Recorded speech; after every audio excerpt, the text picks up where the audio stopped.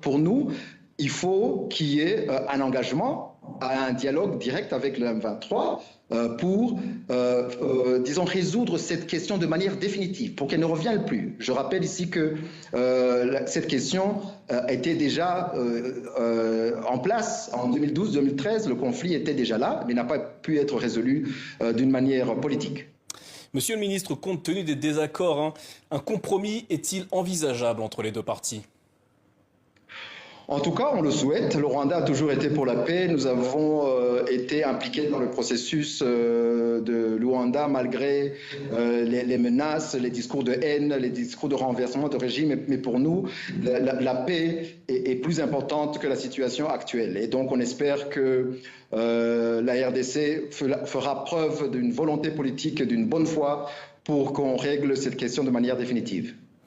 Monsieur le ministre, cet après-midi, le ministre des Affaires étrangères angolais était au Rwanda. Qu'est-il ressorti de ces discussions avec les autorités du pays ?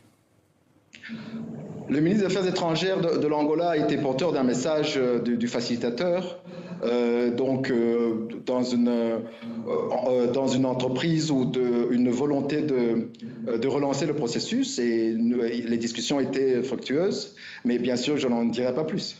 Devons-nous nous attendre à une reprise du dialogue entre le Rwanda et la RDC sous l'égide de l'Angola ? Nous, on est toujours prêts au dialogue et on est toujours impliqués dans le processus de Luanda.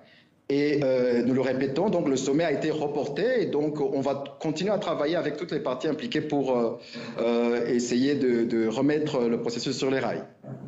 Le Rwanda n'a cessé de dire que le M23 est un problème congolais, mais selon le groupe d'experts des Nations Unies, le Rwanda soutient militairement et financièrement les rebelles du M23.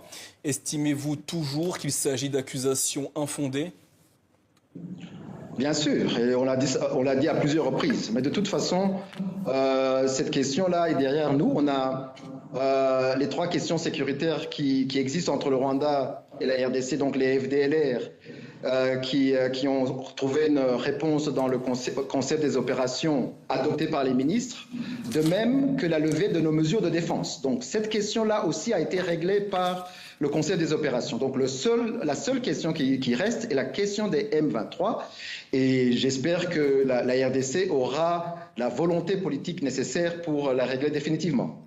Olivier Ndoungiri, monsieur le ministre, merci d'avoir répondu à nos questions ce soir. Au terme de 6 semaines et demie de procès en appel, la Cour d'assises de Paris a confirmé hier soir la peine de réclusion à perpétuité prononcée en première instance contre Philippe Ateguekimana, naturalisé en France sous le nom de Philippe Magnier. Il a été reconnu coupable de génocide et de crimes contre l'humanité pour quasi tous les chefs d'accusation qui pesaient à son encontre. Cet ancien gendarme rwandais a été rejugé pour son implication dans le génocide des Tutsis au Rwanda en 1994. Au Ghana, la Cour suprême a donné son feu vert à la promulgation de la proposition de loi dite anti-LGBTQ.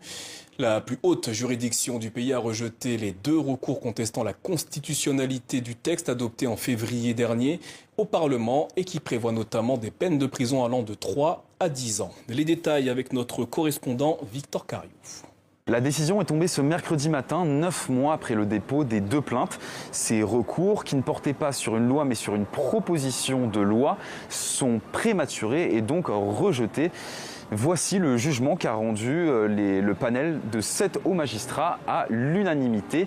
Une décision non pas sur le fond, mais bien sur la procédure. Concrètement, c'est un feu vert envoyé au Parlement pour que les députés transmettent le texte sur le bureau du président. Nana Akufo-Addo, qui quitte le pouvoir ce 7 janvier, devra donc décider s'il promulgue la loi ou au contraire s'il décide d'y opposer son veto. Le président qui avait dit dès le début des procédures en mars qu'il ne se prononcerait pas sur un texte contesté à la Cour suprême, et bien maintenant ce n'est plus le cas. Une dernière action est cependant possible du côté des plaignants, demander à la plus haute juridiction du Ghana de réexaminer son jugement. Une requête qui a cependant peu de chances d'aboutir étant donné le consensus qui a émané du panel de ces 7 juges. Au Soudan, depuis avril 2023, la guerre oppose l'armée aux paramilitaires des FSR. L'ONG Human Rights Watch accuse les paramilitaires FSR d'avoir commis des crimes de guerre et notamment de nombreux viols. Les explications avec Clara Surgès. Un camp de déplacés au pied des monts Nouba dans le Kordofan du Sud. Ici, les femmes font état de violences sexuelles extrêmes, de nombreux viols collectifs commis par les rebelles des forces de soutien rapide, les FSR, qui auraient en outre gardé nombre d'entre elles comme esclaves sexuelles. Nous étions 18 le jour où ils nous ont emmenés. Ils sont arrivés à bord d'une dizaine de voitures. Ils nous ont conduites dans un camp. Ils ont aménagé un enclos comme pour les animaux avec des fils et des bâtons. Ensuite, ils nous ont enchaînés.